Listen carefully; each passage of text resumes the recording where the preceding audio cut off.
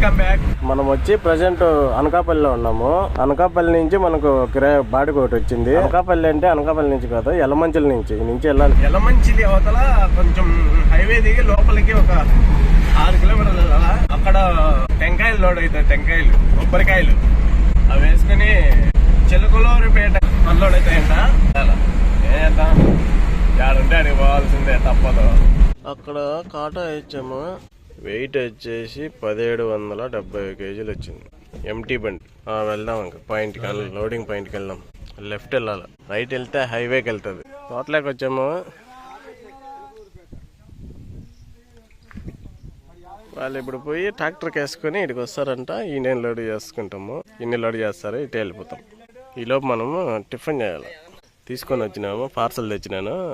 ఇది మన బండి, ఆ బండి కూడా మనతో పాటు వస్తుంది. ఆ బండి నరసరావుపేట వెళ్తుంది, మన బండి చిలకలూరుపేట వెళ్తుంది.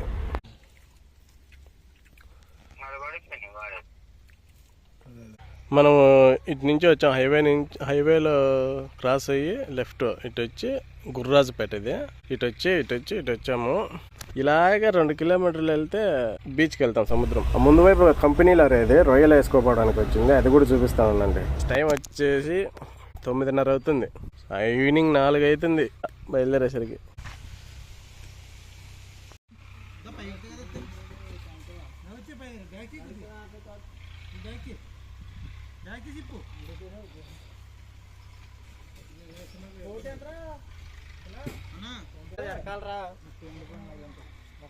కాయలు డివైడ్ అవుతాయి.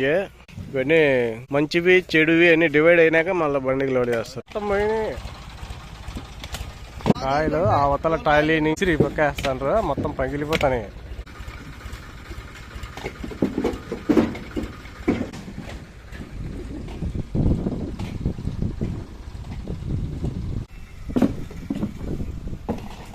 గట్టుగా 1 గంట అవుతుంది. పార్సల్ వచ్చింది మాకు. ఇక్కడ ఏంటి చూడండి, ఎంత చిక్కగుండాయా, నీళ్ళు ఉన్నాయి. మజ్జిగ చికెన్ అంటే ఇది లోడ్ అయింది. పట్ట కప్పేసినా కట్టుకోవాలి, ఇంకా పట్ట కట్టుకోవాలి. టైం వచ్చేసి దగ్గర 4 అవుతుంది. ఇప్పుడు నిన్న రాత్రి అనగా వచ్చాము అనకాపల్లి నుంచి ఇక్కడికి ఎగేసుకుంటా. ఇక్కడ లోడ్ అయింది లేదు, ఏమీ లేదు. ఇక్కడ 4 అవుతుంది. నిన్న రాత్రి వచ్చినాం ఇడికి.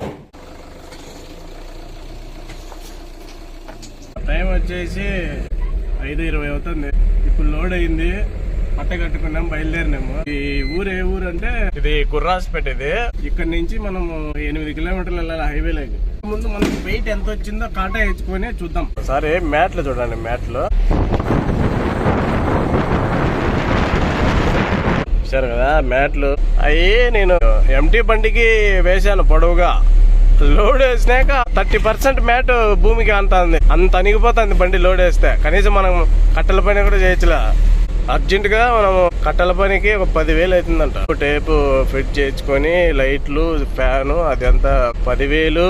తర్వాత 20,000 పని ఉంది ఇప్పుడు అర్జెంట్ గా. ఈఎంఐ వచ్చేస్తుంది. అలాగా మీరు ఎవరే కానీ అట్లా పొడవు వేయించుకోకండి. మాక్సిమం సగం టైర్ వరకు వేసుకోండి చాలు. ఇంత పెద్ద బాడీ కట్టించుకొని తప్పు చేశా. ఎంత వచ్చింది తెలిసిన వెయిట్ చూడండి, 1770 మన బండి వెయిట్. తెచ్చుకుంటే 6,290 కేజీలు ఉంది మొత్తం. లోడ్ వేసుకొని వచ్చి వేయించు. మన బండి వెయిట్ పోను 4.5 టన్ను దాటింది. 4,520 కేజీలు. బాడీ పెద్దదన్నా అంత వేయద్దండి. బాడీ లెవెల్కి సరిపోతుంది అని చెప్తే వినరు. ఇక్కడ తప్పు ఎవడదంటే మందే తప్పు. ఇంత బాడీ కట్టించుకోవడం మందే తప్పు. చూడండి మ్యాట్లో ఇది టైర్ కింద ఎనిక్కిపోతే కన్నా టైర్ కింద పడి ఈడ కొంచెం కిందికి దిగజారింది. దీనికి తగులుకొని సౌండ్ వస్తుంది. 4.5 టన్ను వేసుకొని 400 కిలోమీటర్లు పోతే పనికొస్తాయి ఆ టైర్లు. ఎందుకురా మా పానాలతో ఆడుకుంటాండ్రు ఎవరిని పసునుగులా. ఏమంటారా ఇటు తయారైనారా నాయన. బయలుదేరాము, మేము లోడ్ వేసుకుని చిలకలూరుపేటకు వచ్చేసాం. కాటా వేస్తున్నాం. ఇలా టైం వచ్చేసి 9 అవుతుంది. ఇప్పుడు అన్లోడ్ అవుతుంది.